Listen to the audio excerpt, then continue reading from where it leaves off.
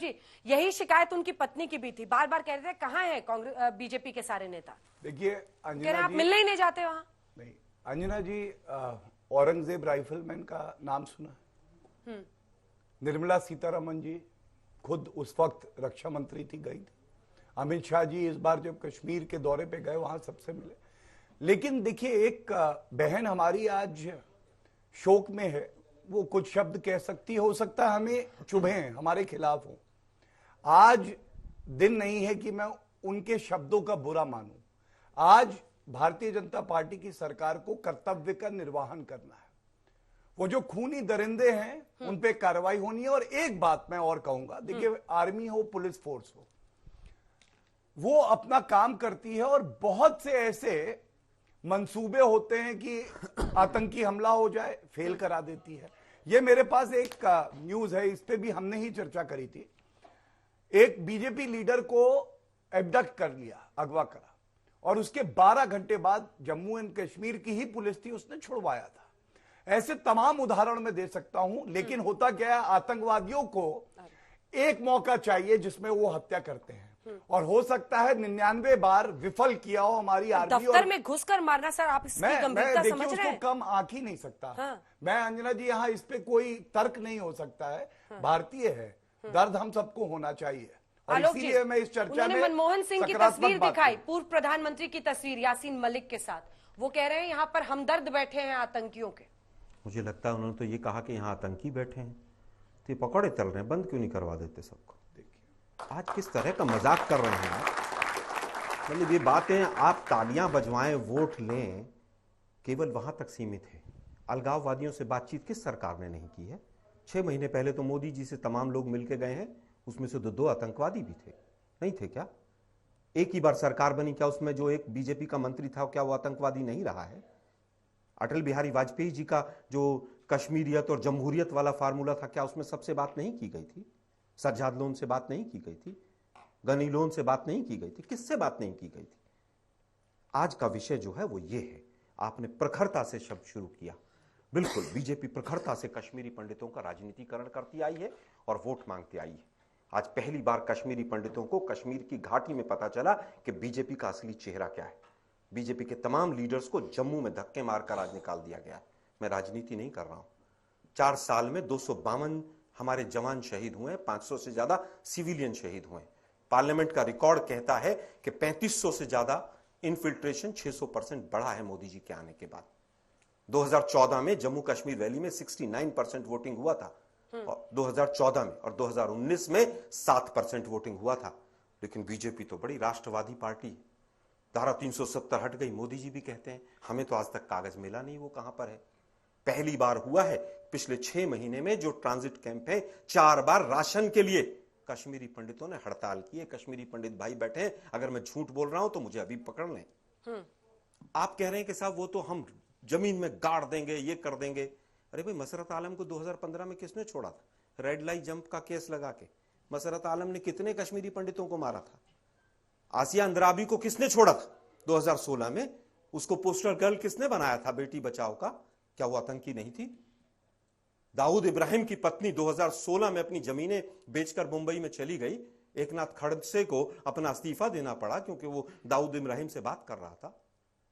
ये हमारे लोग हैं क्या? अंतिम बात कहना चाहूंगा, एनआईटी श्रीनगर में 1500 बच्चे थे जब इनकी सरकार आई। वैसे पिछले 6 साल में 3 साल इंटरनेट बंद रहा है। पिछले 3 साल से चुनाव का कोई बात नहीं कर रहे हैं लोग। एनआईटी में 1500 बच्चे थे जो कश्मीर से बाहर के थे। आज 66 बच्चे हैं वहां, केवल जो कश्मीर से बाहर के हैं। 2 योजनाएं मनमोहन सिंह सरकार ने शुरू की थी, फोटो तो दिखा दिया। एक योजना थी उड़ान, के 5000 बच्चा जम्मू कश्मीर का पूरे हिंदुस्तान में पढ़ेगा ताकि इंटीग्रेशन हो। इस बार 600 बच्चे भी नहीं है जम्मू कश्मीर के जो बाहर पढ़ रहे हैं, और उसका कारण है कि 2 कश्मीरियों को, क्योंकि वो मुस्लिम हैं, उनको टीवी स्टूडियो में बैठा के बीजेपी के प्रवक्ताओं ने बरसों बरस गाली दी। और वो जो क्लिप्स हैं वो टेररिस्ट यूज करते हैं वहां पर। मैं न्यूज चैनल्स का नाम नहीं लेना चाहता हूं। पॉलिसी क्या है आपकी? महबूबा, 1 मिनट, मैं अंतिम आपके बीच में नहीं बोला। मैं भी नहीं बोला। 26/11 के बाद मोदी जी प्रेस कॉन्फ्रेंस कर रहे थे। अगले दिन पोस्टर आया था बीजेपी का, खून से सना हुआ, हमें वोट दे दो, क्योंकि 4 राज्यों में चुनाव चल रहा था। आप आतंकवाद से लड़िए, हम आपके साथ हैं। जम्मू कश्मीर कोई घूमता फिरता केक नहीं है कि अमित शाह जी ने जाके भाषण दिया, मोदी जी ने भाषण दिया और हो जाएगा। 50 साल तक शेख अब्दुल्ला फैमिली को आरएसएस ने गालियां दी। पहली बार अटल बिहारी वाजपेयी की सरकार बनी, बाप बेटे दोनों कैबिनेट में थे। फिर उसके बाद मोदी जी के आप भाषण सुनिए पिछले चुनाव के, बाप बेटी को कितनी गालियां दी, महबूबा को और उनके पिताजी को। उसके बाद उन्हीं के साथ सरकार चला ली। बुरहान वानी के भाई को 4 साल बाद 2016 में इन्हीं की सरकार ने 4 लाख रुपए कंपेंसेशन दिया। या तो समय दे दीजिए, मैं बताऊंगा, मैं प्रूफ लेके आया दीजिए डेट। अब कश्मीरी पंडितों की आज हत्या हो रही है। आज आपने देखा गुस्सा किस तरह से जम्मू में दिख रहा है, श्रीनगर में दिख रहा है। कौन जिम्मेदार है इसके लिए? मैम, कुछ बोलने से पहले मुझे चंद सेकंड दे दीजिए, थोड़ा परिपक्ष देना चाहता हूं। यहाँ बच्चे बैठे हुए, इनमें से कोई आईएएस ऑफिसर बनेगा, कोई आईपीएस ऑफिसर बनेगा, नेता भी बन सकते हैं, तो थोड़ा सा बैकग्राउंड बताना जरूरी है। जर्नलिस्ट और लॉयर बनेंगे, जर्नलिस्ट और लॉयर्स बनेंगे, जरूरी जानता हूं कि आप लोगों के देश का भविष्य आपके लोगों के हाथ में है। बीजेपी कांग्रेस या इस पार्टी का कश्मीर से कोई ऐसा डायरेक्ट लिंक नहीं है, क्योंकि पॉलिटिकल इशू नहीं है, पॉलिटिकल इशू बनाया गया है। कश्मीर की जो संस्कृति है ना, हजारों साल पुरानी है।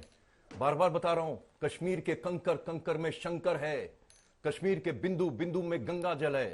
जब 370 और 35 से लगाया गया, 370 और 35 की वजह से दिल्ली और श्रीनगर के बीच में दूरियां खड़ी कर दी गई। कश्मीर में एक छोटा मोटा पाकिस्तान फल फूल रहा था। 2014 में जब बीजेपी आती है, उन्होंने भी वही ट्रेडिशन चलाया जो पहले से चल के आ रहा था। लेकिन 2019 5 अगस्त 2019 को एक हिस्टोरिक मोमेंटस एक सनातनी सोच दिखाई नरेंद्र मोदी ने, जो 370 और 35 को हटा दिया। लेकिन उसके बाद से जो कुछ हो रहा है, उसी 370 और 35 के जो उसका हिस्टोरिकल इनपुट होना चाहिए था, फायदा होना चाहिए था, हर कोशिश उसको नेगेट करने की हो रही है। और मैं दोष देता हूं जो बीजेपी के कार्यकर्ता जम्मू कश्मीर यूनिट के हैं, परिवार जो है, संघ परिवार जो जम्मू कश्मीर यूनिट का, उनको देता हूं। और तीसरा, हमारा नॉर्थ ब्लॉक, जिस नॉर्थ ब्लॉक ने नेहरू एंड कांग्रेस को यह बोला कि तुम 25% हिंदू और सिखों को पाकिस्तानी दरिंदों के हवाले छोड़ दो, गिरवी रख दिया उन्होंने सेक्युलरिज्म के नाम पे। पाकिस्तान के 25%, वहां पे 12%, 2% रह गए अभी हिंदू और सिख वहां पे। किसी ने आज तक नहीं पूछा कहां गए। और कश्मीर में भी यही हुआ। पूरे राष्ट्रभक्त हिंदुओं को, राष्ट्रभक्त डोगरा लोगों को, राष्ट्रभक्त लद्दाखियों को, कश्मीर के जो अहम अब्दुल्लास, ओरिजिनल इस्लामिस्ट है कश्मीर के, उनके हवाले छोड़ दिया। और जो मैंने कहा, ये जो लगाव हुआ था इस्लाम के नाम पे, ये कश्मीर जहाद बना 32 साल पहले, मिलिटराइज बना। यहां क्या चलेगा? निजाम मुस्तफा, मस्जिदों से भी आवाज थी, सड़कों से भी आवाज थी। कश्मीर में रहना होगा, अल्लाह अकबर कहना होगा। रेप, मर्डर, मास मर्डर के द्वारा कश्मीरी हिंदू का नरसंहार होता है, लेकिन यहां पे कोई प्रतिक्रिया नहीं होती। रोहिंग्यास के लिए आप आजाद मैदान में जो अमर जवान ज्योति को तोड़ते हैं क्योंकि वो मुसलमान है। हमस के ऊपर इजराइल रॉकेट चलाता है तो यहां पे जंतर मंतर पे मोमबत्तियां निकाल के निकलते हैं मुसलमान और सेकुलर लोग। लेकिन हिंदू मर रहा, Hindu lives do not matter. एक मुल्क है दुनिया के अंदर, छोटा सा रह गया है।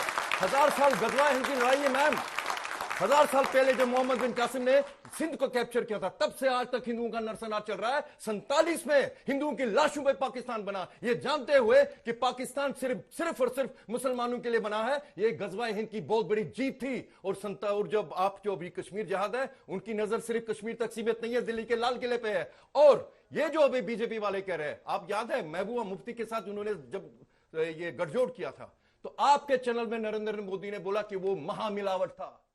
वही लोग जिन्होंने नरेंद्र मोदी को उस तरफ ले गए कि जब महबूबा मुफ्ती के उसके बाप के साथ आप जाके उनका समझौता कीजिए, वही लोग आज भी पॉलिसी चला रहे हैं। अभी ये जो बात कर रहे हैं ना, कत्लेआम हो रहा है, ये कोई कह रहे थे इलेक्शन की बात नहीं हो रही है। भद्रवाह में इनका बीजेपी का जनरल सेक्रेटरी वो इलेक्शन की बात कर रहा है, कल का उसका स्टेटमेंट है।